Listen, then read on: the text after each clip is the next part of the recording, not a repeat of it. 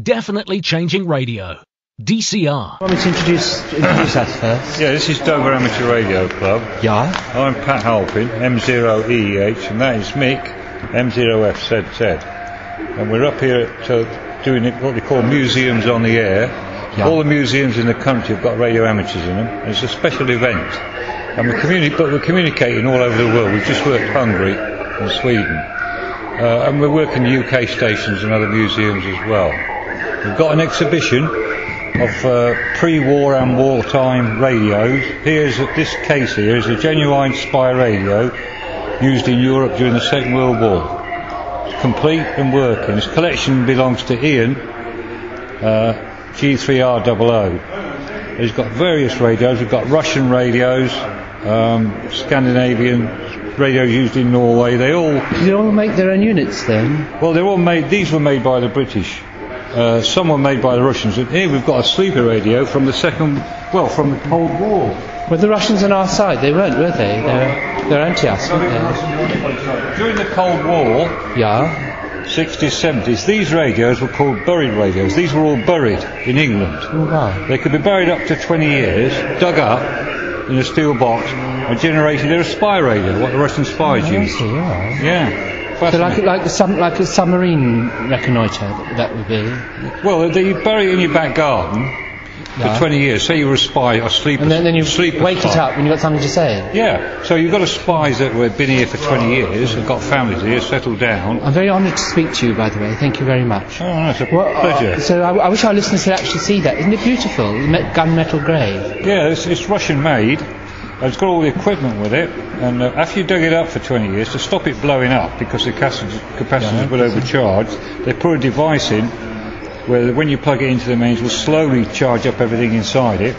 Then you plug in. You people are really into like building radios. Well, we do all we're amateur radio club, and we do all radios. Modern technology, what he's got over there, a Yaesu, computerised Yaesu. We've got computer link up to radios. We've actually worked the space station. Oh wow! What's that exactly? So, was that on Mir? Was it? Yeah, our programme. Yeah, we've worked it. They had a radio operator member of the crew, and he went right as it came over our hemisphere here. We reached it, as did a lot of radio hams in Europe, made contact with it, and they sent a message back. And we actually run 3 or 4 amateur radio satellites up in space. How did you get them up there? Well, they're put up by the government. So the government funded the project? Well, not only this government, internationally. I mean, you can work around the world if you want to use that kind of thing. I don't. I prefer to use HF. I have a long area in my garden, about 100 feet. And, you still need that, do you? Because of the modern areas, don't you? Well, no.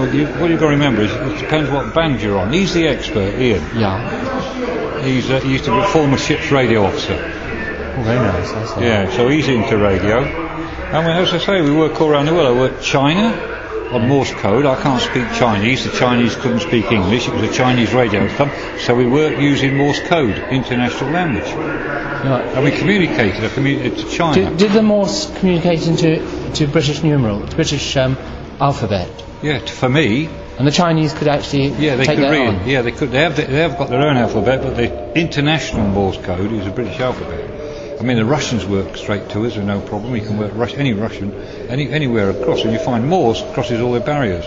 But you do find the majority of radio amateurs abroad all speak English. They will speak their own language to their own people, but if you're talking, they will come back in English. But we have a thing called Q and Z codes, which will translate what I say into a code, which means the same in every language. What my Greek master said, he said nobody realised that a small tribe called the Angli in eastern Kent would have a language that would traverse the world. Well, he's probably right. I didn't go to university. I went down a coal mine when I was 15. Oh, wow. And I went in the How did you manage to extract yourself from that then? Well, I left because when I joined the army. Well, when I was 18, I got called up actually for national service. So when you go down the mines, when you were 6 or 7? 15. 15, oh well. I went down the mines when I was 3 years of terror, that is, isn't it? Well, no, it built me up, ready for the army. Oh, and I went in the army when I was 18, did me 2 years national service, and I stayed in till 1970 when I got blown up. Extraordinarily brave of you. Blown up? Yeah, blown up in Ireland. Oh no. And then I came out, but I got a good education in the army. I got 3 O levels. Did the army look after you then? He educated me. Yeah. I got an education. I thought that. I often wondered what I would have been like if I'd been in the army. Makes a man of you, doesn't it? Does it really? Well, that's what they say, isn't it? Don't believe everything you read. Just saying. No, it's not an experience I'd do again. And what's and you're communicating with other people around the world? Yeah, everybody. We speak. What they say is a contact. If I contact someone, it's a friend you haven't met. A contact. If I make a contact and I talk to someone I've never spoken to before, we radio amateur fraternity look at it as a friend who you haven't met.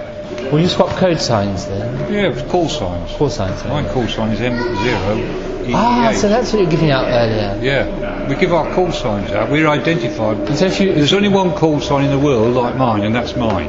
So once you've made contact, then you can just have conversations. Yeah, he'll come on there and he'll say, CQ, this is.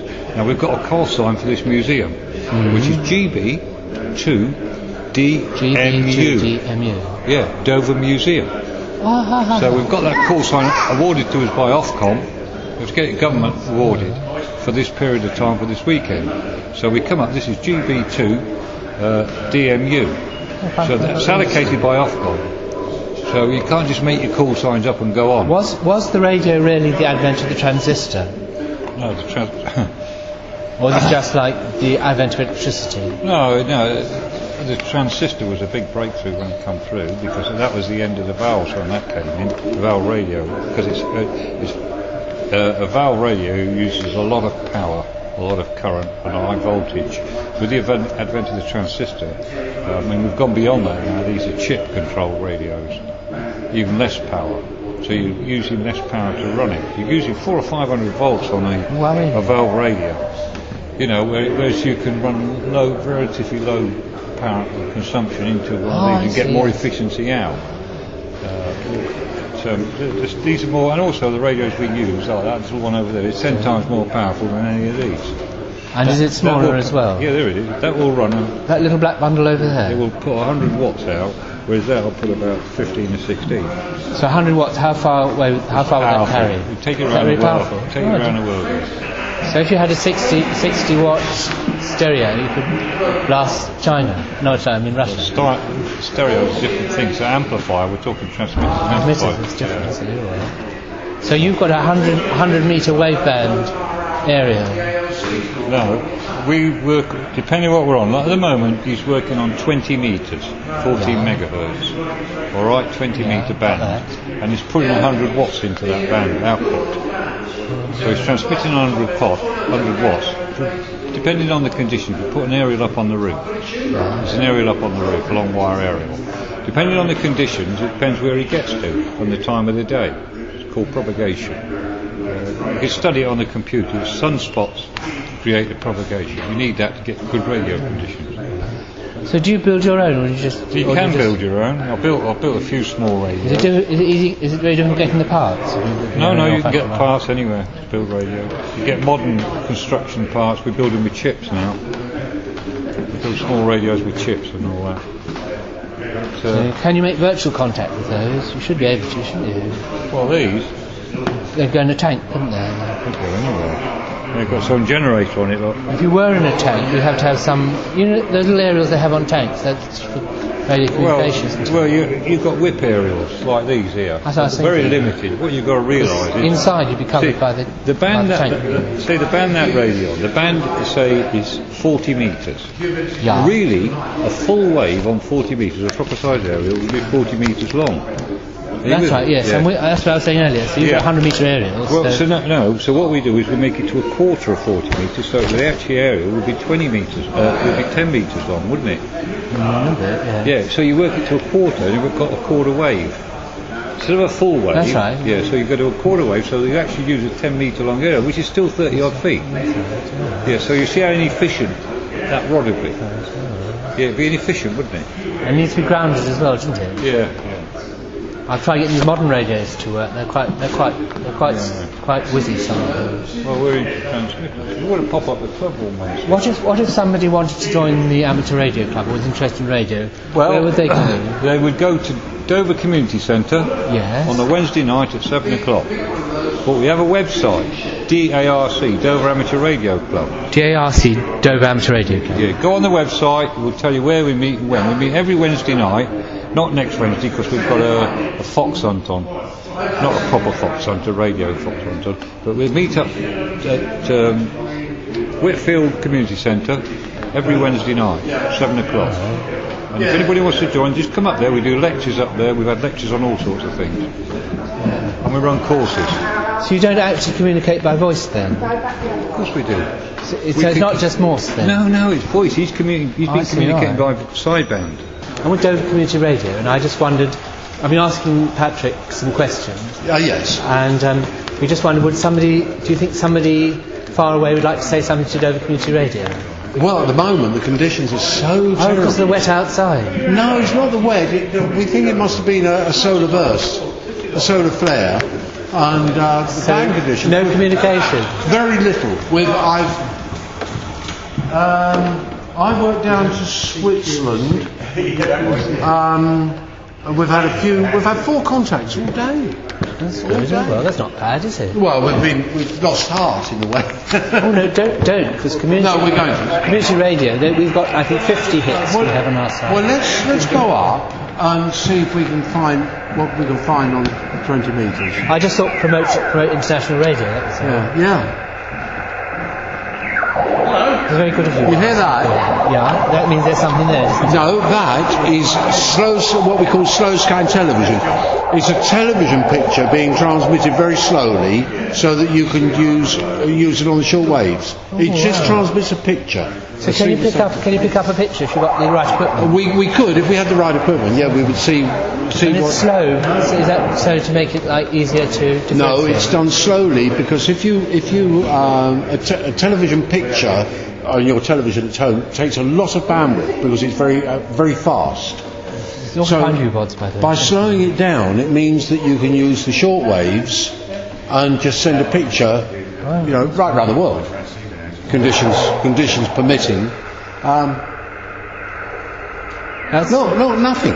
20 metres, wouldn't believe it. Normally this would be full of Americans. This would be live, wouldn't it? Yeah, there's very, very simple radio, very simple receiver, but of course they only had to receive up there strong radio signals from London. They were Morse signals, not Morse code, not speech. They did ardits and funny noises. And they had a single valve in the transmitter, very simple transmitter, but powerful enough to get back to London.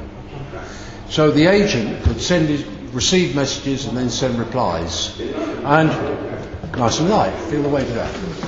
I had a battery to go with it, about the same weight, but reasonably light. As the war progressed and we needed the agents in France and Europe generally, they produced this more powerful radio, much advanced over the simple one. It had a receiver that covers the short waves and a transmitter and a power supply, and where this could transmit 5 watts of energy, this could transmit about 20 to 25 watts. Gave it extra range and also much greater choice of frequencies, which meant you could expand your distances considerably. But the really nice thing about this was because the Germans were very effective at direction finding, DFing, what we call DFing radio signals. What the Germans used to do, they could easily find out where the town the transmitter was in, but getting closer than that was difficult. So what they used to do, they used to go around when the agent was transmitting, turning off the power street by street. And of course, when the street went off, the transmitter went off. But this set was clever because it not only had mains going in, it also had a battery going in. So as soon as the mains went off, the operator very quickly pulled it out, turned it round, and now he's running on battery, so he started transmitting again. Now, did the Germans know that? They didn't know. No, they didn't not to begin with, battery. not until they actually caught some of these sets and worked out what was happening. So it gave them more of a chance. Then, when the Germans actually occupied a country, the first thing they did was to go around every house and smash the radios up. because they didn't want the population to know what was going on. Yeah. So, keep the population ignorant that you've got half your battle is won. Yeah. So the SOE, the Special Operations Executive, produced this little receiver that they could ship out. Called the Miniature Communications Receiver number 1. Very, very compact for the time, extremely compact for the time. And it didn't have a wave band change as we have long, medium and short and FM. This one, you pulled the plug out and you plugged another coil back in to tune to another frequency. You've just been told how cunning the British troops were.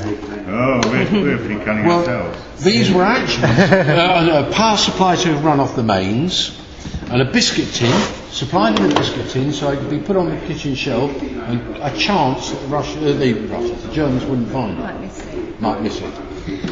But in the handbook for this, it was also meant for clandestine operation, and there's a picture of a gent, Gabardine Macon, very smartly dressed, trilby hat, receiver in one pocket, battery in the other, aerial down one leg, aerial up the other arm, and a pair of headphones on under his trilby hat.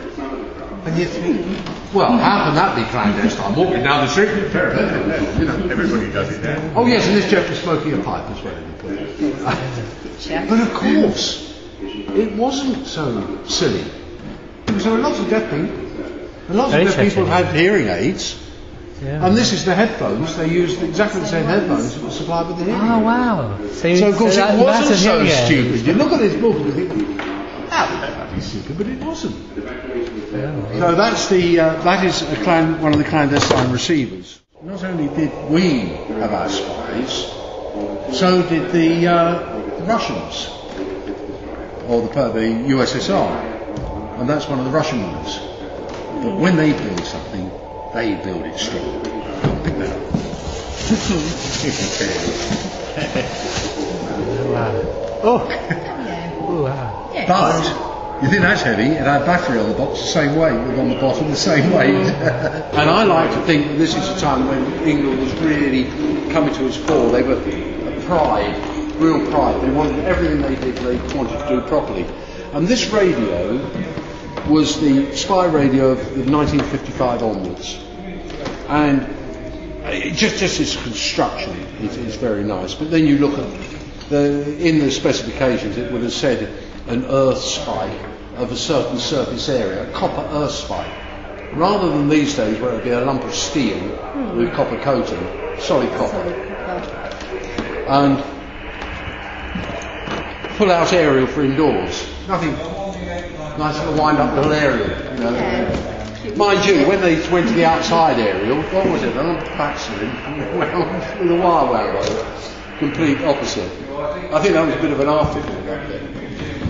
You had to find a pretty high tree to take that, didn't you? Sorry? You had to find a pretty high tree to take that. Oh yes, the higher the tree the better, basically. Yeah, beautifully built. And of course, because these radios, that was designed to be buried for 20 years perhaps. And of course, radios don't like that. There are certain components in there called capacitors which don't like being not used. So when the agent dug it up, because they'd been told they wanted information, they dug it up, they had this little box. And what they did, they plugged that in there, and they plugged the mains in there and plugged it into the mains, and they leave it for 24 hours. And basically this repairs all the old components in there. Each of the important components is brought out to a pin, and very, very clever. Well, the radio is mainly operative in country areas. Or were they anywhere. Towns? They preferred to be, the operators preferred to be in a town, which was far harder to find.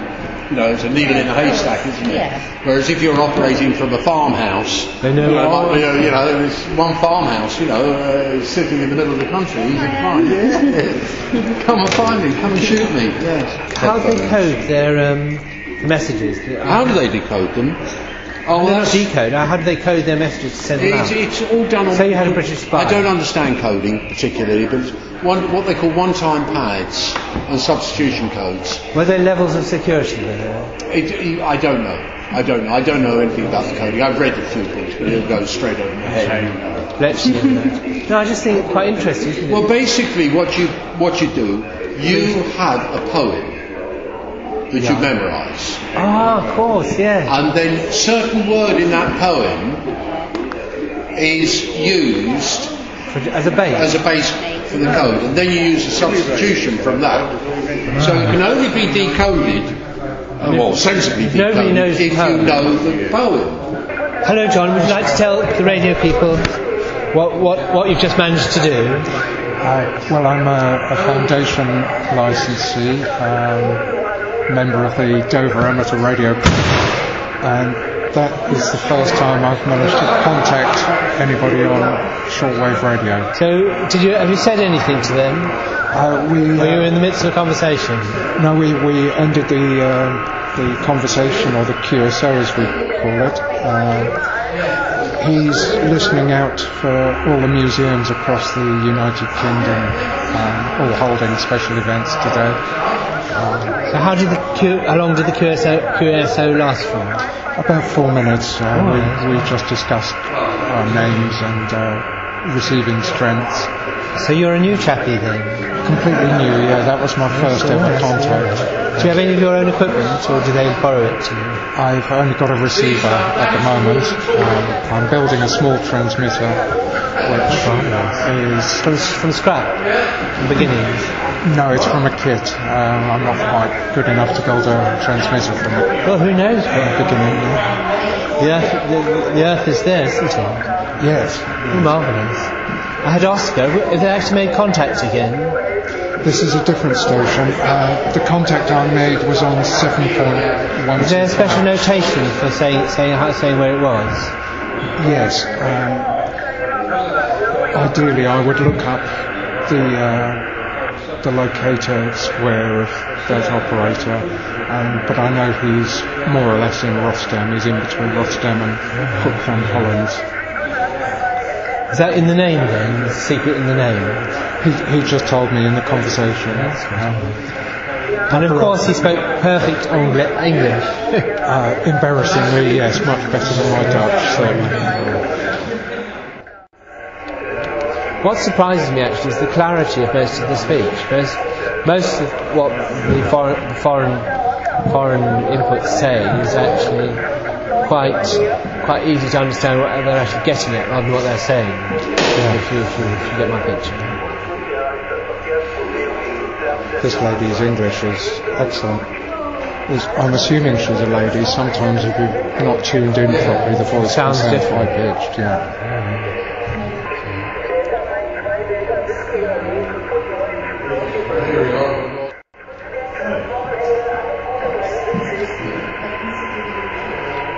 Is that relatively modern, that piece of equipment?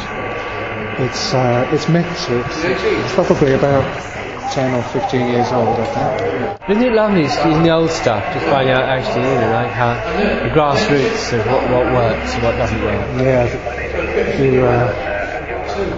you learn the history of radio, when people like Marconi were transmitting a signal right across the Atlantic using a spark gap like this. Would that one little machine there go right across the Atlantic? No, not without an antenna. How big would a wheel have to be to transmit 500 miles? Oh, huge, absolutely huge. Marconi was using spark gaps that must have been a couple of foot. I see pictures of them actually.